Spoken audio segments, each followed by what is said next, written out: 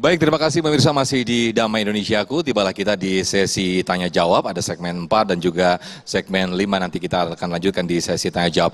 Nah, sedikit meround up apa yang ditanyakan oleh Bapak Fahrizal tadi, yang insya Allah nanti akan dijawab oleh guru kita Kiai Haji Heris Hakam, berkaitan dengan apa yang tadi disinggung mengenai tadi hasanah tadi ya, bagaimana parameter antara mazazi dan juga ukhrawi. Silakan Kiai Haris Hakam terlebih dahulu.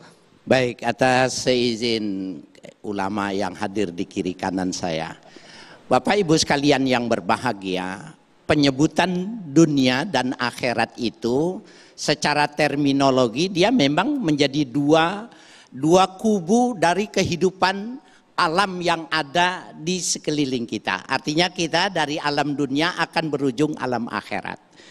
Tetapi dalam penafsiran, salah satunya kalau kita baca dalam tafsir Imam Al-Ghazali ketika menafsirkan tentang fid dunya hasanah wa fil akhirati hasanah itu, bahwa hasanah fid dunya itu adalah almar'atus sholihah. Orang kalau punya istri di dunia itu, istrinya solehah, maka dia sudah menikmati dunia sebelum meninggal dunia.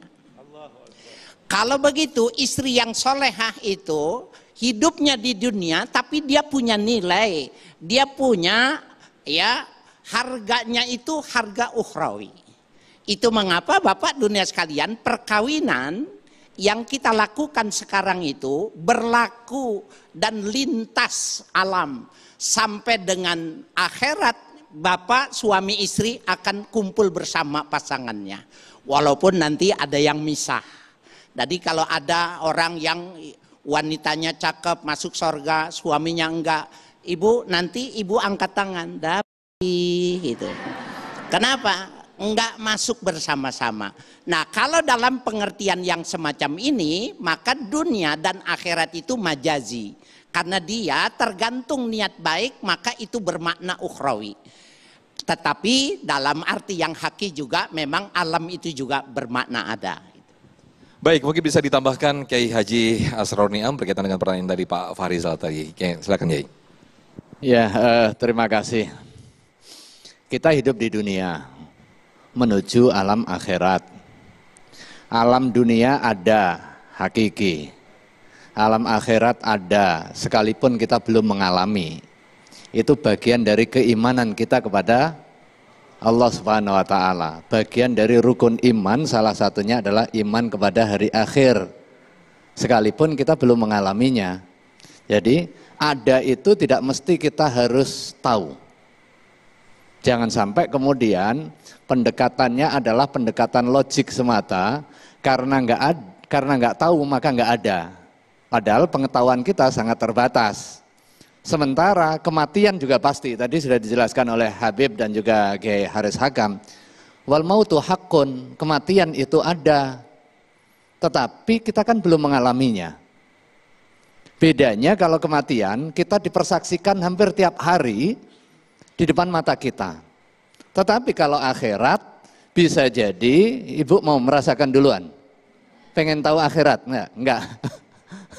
Tapi akan nyampe begitu. Nah, sekarang kebahagiaan yang tadi ditanyakan, kebahagiaan dunia dan juga akhirat, bisa jadi kebahagiaan itu hakiki, bisa semu. Tergantung bagaimana cara pandang kita.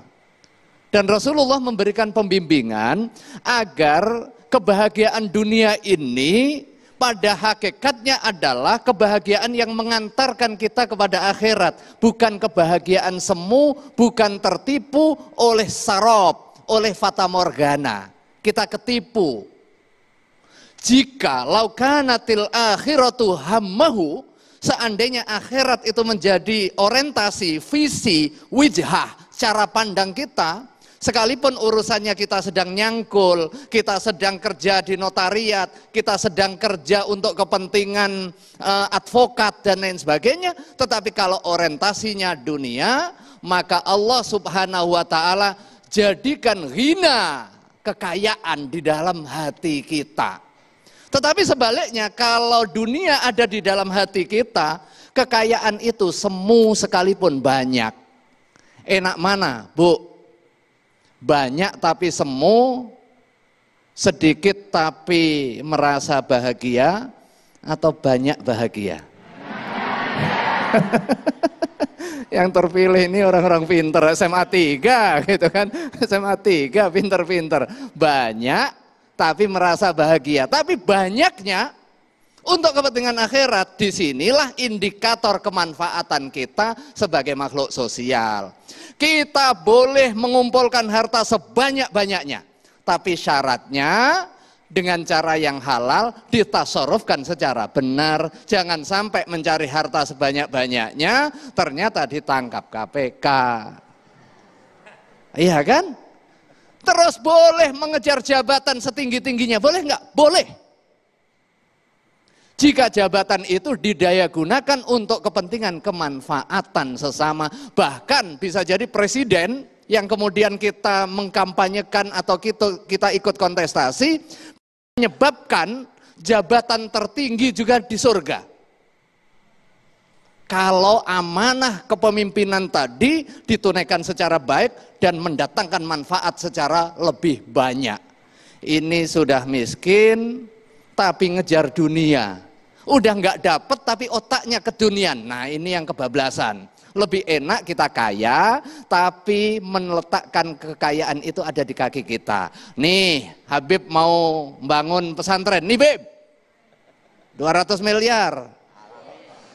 Kayak Haris Hasan, kayak Haris Hakam, mau bangun universitas lah, jangan pesantren lagi, universitas. Nih, menebar manfaat yang leluasa untuk kepentingan kemaslahatan. Jadi proporsional. Wallahu a'lam. Amin, amin, Masya Allah. Mudah-mudahan kita termasuk orang yang meletakkan dunia di kaki kita begitu ya.